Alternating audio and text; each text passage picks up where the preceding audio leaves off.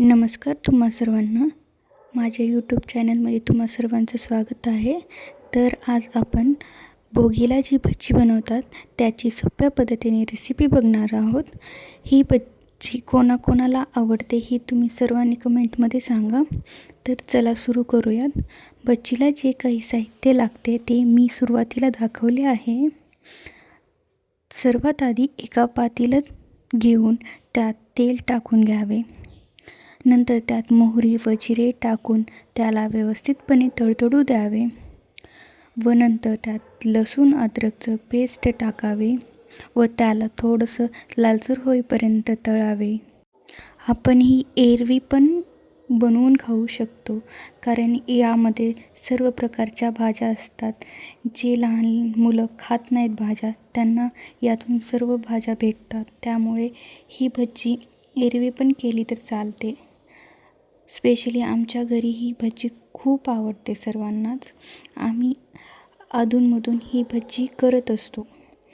तर नंतर त्यामध्ये कांद्याची पात टाकावे व त्याला पण व्यवस्थितपणे तळून घ्यावे. ती व्यवस्थितपणे तळली की त्यामध्ये मेथी टाकावे व तीही व्यवस्थितपणे तळून घ्यावे. हे सर्व जे काही आपण त्यामध्ये टाकतोय ते व्यवस्थितपणे तळलं की चांगली चव येते. त्यामुळे व्यवस्थितपणे तळूनच घ्यावे, कच्चं ठेवू नये.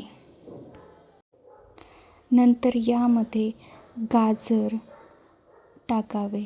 नंतर त्यामध्येच काकडी टाकावे व त्याला व्यवस्थित तळून घ्यावे.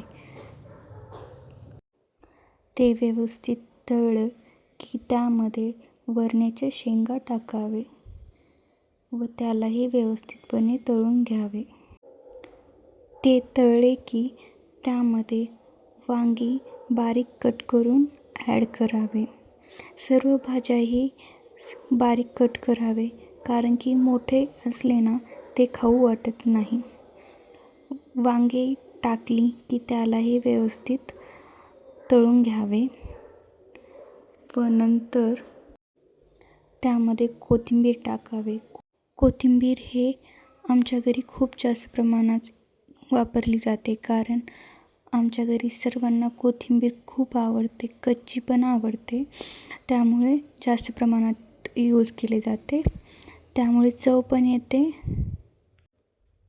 नंतर त्याला व्यवस्थित तळून घेतलं की त्यामध्ये हळद आणि लाल मिरची टाकून व्यवस्थितपणे मिक्स करून घ्यावे व नंतर त्यामध्ये आपल्याला चिंचेचं पाणी टाकायचं आहे. तुम्ही कच्ची चिंच पण टाकू शकता, पण मी यामध्ये पकलेल्या चिंचेचं पाणी टाकलं आहे. चिंचेच्या पाण्यामुळे भजीला चव येते, म्हणून ही टाकली जाते व त्यालाही व्यवस्थित मिक्स करून घ्यावे व नंतर त्यामध्ये उकडलेले शेंगदाणे, वाटाणे, हरभरे, तुरीच्या शेंगा टाकावे व त्याला व्यवस्थितपणे तळून घ्यावे व त्यानंतर त्यामध्ये मीठ टाकावे व तेही व्यवस्थित मिक्स करून घ्यावे. हे उकडलेले शेंगदाणे, वाटाणे, हरभरे, तुरीच्या शेंगा टाकल्यामुळे खूप छान चव येते व ते खायला पण खूप छान लागते. नंतर यामध्ये पाणी टाकावे. पाणीही आपल्याला जेवढ्या प्रमाणात भजी बनवायची आहे तेवढ्या प्रमाणात पाणी टाकावे. मी 2 मग टाकले आहे, कारण की आमच्या घरी सर्वांना पातळ भजी आवडते. जर तुम्हाला घट्ट भजी पाहिजे असेल तर त्यामध्ये पाण्याचे प्रमाण हे कमी ठेवावे व नंतर त्या पाण्याला व्यवस्थितपणे मिक्स करून घ्यावे व त्याला व्यवस्थित उकळी येऊ द्यावे. पाण्याला खळखळ उकळी आली की त्यामध्ये डाळीच्या पिठाचे किंवा बेसन पिठाचे मिश्रण टाकायचे आहे आपल्याला.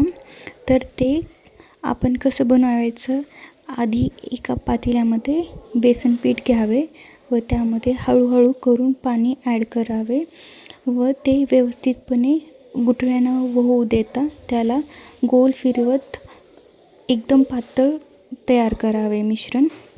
व हे मिश्रण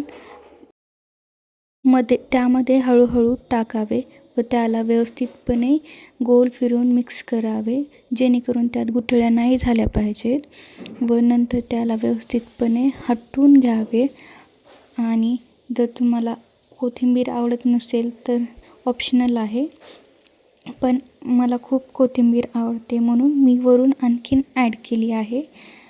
नंतर त्याला व्यवस्थितपणे हटावे व त्याला बारीक गॅस करून शिजण्यासाठी ठेवावे व त्याला अधूनमधून चेक करावे की ती शिजली आहे की नाही. तर आपली भजी तयार झाली आहे. जर तुम्हाला ही रेसिपी आवडली असेल तर व्हिडिओला लाईक करा. जर अशा नवीन नवीन रेसिपी बघायची असेल तर सबस्क्राईब करा. धन्यवाद.